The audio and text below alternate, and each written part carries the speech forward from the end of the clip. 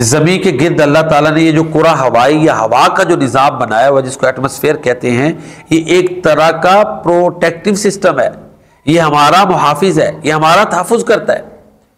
खला में से जो फायर फ्लेक्स या आप कह लें आग के गोले जो आती है ना ज़मीन की तरफ, जब हवा तकरीबन 500 किलोमीटर तक या जितना भी इसका दौरानिया है, जब हवा की रेंज में वो आती है ना, तो फिर वो उसकी हवा के साथ रगड़ खाते हैं, उससे वो मेल्ट होते हैं और वो ज़मीन तक नहीं पहुंचते। शाबिये फायर फ्लेक्स और आग के गोले। इस तरह ये जो कुरा हवाई है ज़मीन के गिर्द जो अल्लाह ने हवा का एक सिस्टम बनाया हुआ है, ये हमारे लिए प्रोटेक्टिव है, ये हमारा दिफाई निज़ाम है और ये खुदकार दिफाई निज़ाम अल्लाह ने इंसानों के लिए और यहाँ पर बसने वाली खलाइक के लिए बनाया हुआ है।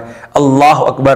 तो अल्लाह ताला सूरह बकरा में कहते हैं ना, वह तसरीफ़िर रियाह आयातुल लिक़ौमी याक़िलून, ये हवाओं के फेरने में भी उन लोगों के लिए निशानियां हैं जो अक्ल रखते हैं।